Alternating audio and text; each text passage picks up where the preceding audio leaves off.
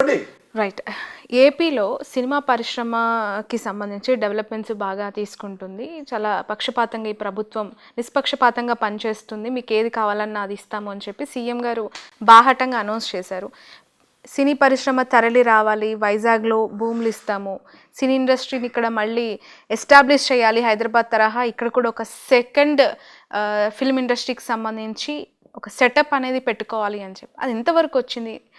మీ మాటల్లో ఏపీలో సినిమాకి సంబంధించి ఆ పరిశ్రమ భవిష్యత్తు ఉంటుందనుకుంటున్నారా?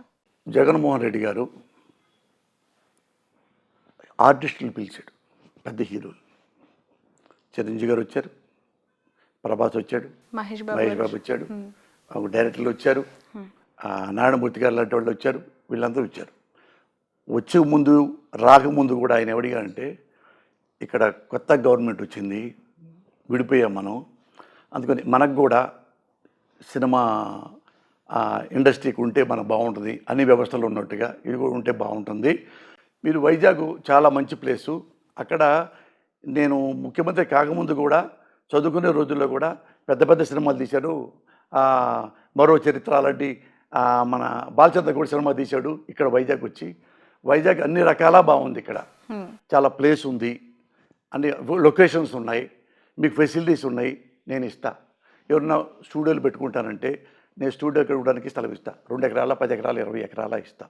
ఆడే ఉండడానికి కావాలంటే ఉంటాళ్ళు కూడా మీ టెక్నీషియన్స్ కానీ ఆర్టిస్టులు కానీ అసిస్టెంట్ డైరెక్టర్లు కానీ ఇంకోళ్ళు కానీ వాళ్ళని కూడా నేను ఇళ్ల స్థలాలు ఇస్తా, ఇవన్నీ ఇస్తా. మీకు ఏమేం కావాలో ఇక్కడ సినిమా ఇండస్ట్రీకి అభివృద్ధి కావడానికి అవన్నీ నేను ఇస్తాను, మీరు ఇక్కడ కూడా వచ్చి తోడ్పడండి ఈ ప్రోగ్రెస్కి అని డైరెక్ట్గా చెప్పాడు.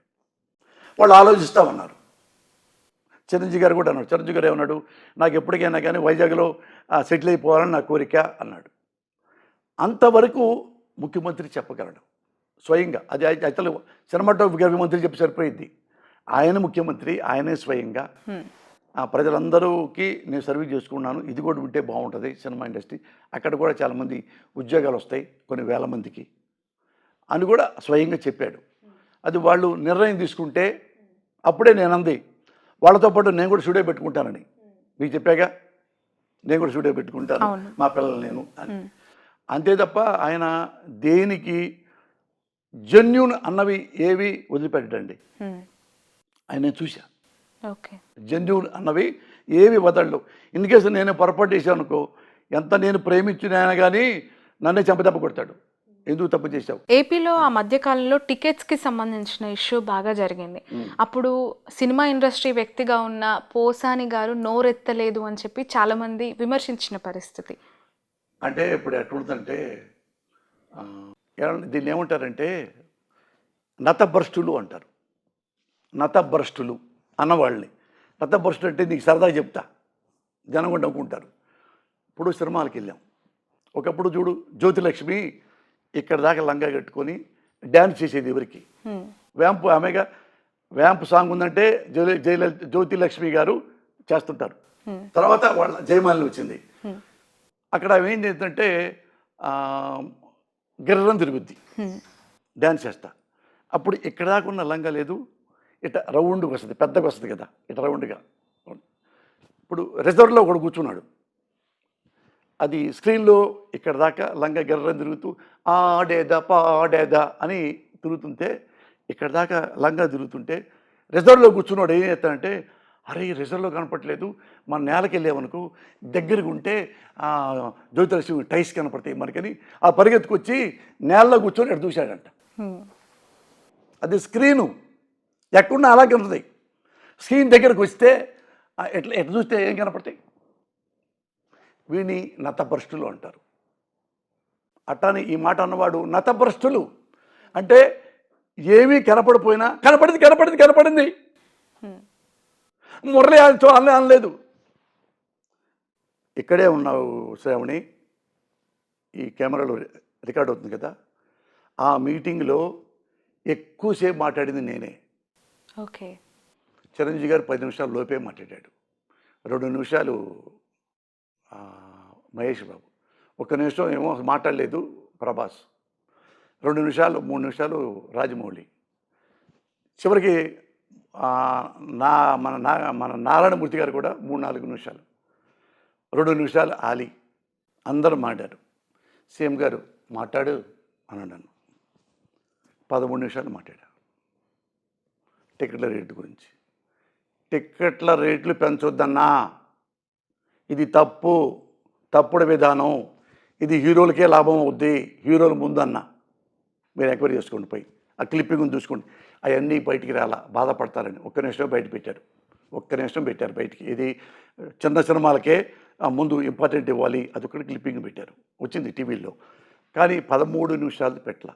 ఎందుకంటే జగన్ గారు ఇది సుహృద్భావ వాతావరణంలో జరగాలి, ఈ బయటికి వెళ్ళి ఎవరు పెయిన్ అవ్వకూడదు, ఇక్కడ 4 గోళ్ల మధ్య అనుకున్న మాటలు ఇవే చెప్పా. అన్నా జగన్ అన్న ఇదే మాట ఈ వర్డ్సే పడింది. ఒకప్పుడు ఇందిరాగాంధీ ఉన్నప్పుడు పాకిస్తాన్ యుద్ధం జరిగినప్పుడు బంగ్లాదేశ్ కోసం యుద్ధంలో మనకి బాగా డబ్బులు పోయినాయి, ఆర్థిక వ్యవస్థ చిన్నాభిన్నం అయితే అన్ని వ్యవస్థలకి జీతాలు పెంచమంది, అన్ని వ్యవస్థలకి డబ్బులు పెంచుతామంది. అట్లాగే సినిమా ఇండస్ట్రీలో కూడా టికెట్ రేట్లు పెంచండి, కొద్దిగా మనకు హెల్ప్ అవుద్ది అంటే అప్పుడు ఆ రోజుల్లో అప్పుడు కొంచెం రేట్లు పెంచారంట. ఆ యుద్ధం వలన ఆర్థిక వ్యవస్థ పోయిందని. మళ్ళీ రేట్లు పెంచడం అనేది ఇప్పుడే ఇంత పెంచడం అనేది ఇప్పుడే నేను వింటున్నానన్నా. అప్పుడంటే రీజన్ ఉంది, యుద్ధం, డబ్బులు లేవు కాబట్టి దేశానికి. ఇక్కడ ఏం క్రైసిస్ ఉండయని వీళ్ళు రేట్లు పెంచుతున్నారు. సీఎం గారు ముందు అడిగా, పేరు నాన్నగారు ఉన్నారు, చిరంజీవి గారిని అడగండి, మహేష్ బాబుని అడగండి, ప్రభాస్ని అడగండి, పోయి రాజమౌళిని అడగండి, నారాయణమూర్తిని అడగండి, ఆలీని అడగండి, కోటాల శివని అడగండి. ఇవన్నీ అన్నారో లేదో. అనపోతే ఇక్కడే మీ టీవీ ముందే నేనే నా చెప్పు తీసుకొని నేను ఆడపిల్ల ముందు అబద్ధం ఆడా అని ఇట్టు కుట్టుకొని క్షమాపణ చెప్తే ఏమన్నా తెలుసా, ఏమండి జగన్ గారితో అన్న వీళ్ళు 40 కోట్లు 50 కోట్లు 60 కోట్లు తీసుకుంటారు ఒక్కొక్కళ్ళు, దేనికి పెడతాను ఇంకా 10 కోట్లు 20 కోట్లు తగ్గించుకొని సినిమా చేసుకోవచ్చుగా. వీళ్ళందరూ చూపిస్తూ ఇంత దగ్గర ఇక్కడే ఉన్నాడు చిరంజీవి నా కళ్ళ ముందు పక్కన 5వ సీట్ అయింది. ఎందుకు పెంచాలి సార్, వాళ్ళు వెల్ సెటిల్డ్, వాళ్ళు ఎవరు సెటిల్ అవ్వలేదు, చిన్నవాళ్ళు జూనియర్ ఆర్టిస్టులు వీళ్ళంతా నాశనం అయిపోయారు, చిన్న నిర్మాతలు నాశనం అయిపోయి, వీళ్ళలో ఎవరు నాశనం అయిపోయారు చూడండి. వీళ్ళందరూ బాగున్నారు, వెల్ సెటిల్డ్, ఎందుకు పెంచాలి? ఇది నాకు చెప్పక్కర్లేదన్నా, మీకు చెప్పానండి.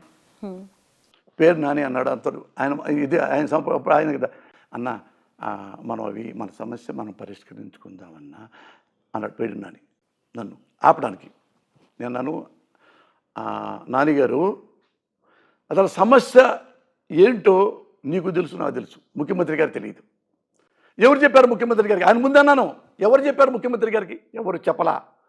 ముఖ్యమంత్రి గారికి ఈ సమస్య తెలిస్తే, దాని లోతులు ఏంటో తెలిస్తే అప్పుడు నేను మాట్లాడక్కర్లా. అయినా మాట్లాడదంటావా? మాట్లాడను. అయ్యో మాట్లాడన్నా, అయ్యో ప్లీజ్ మాట్లాడన్నా, ఇలాగున్నాడు.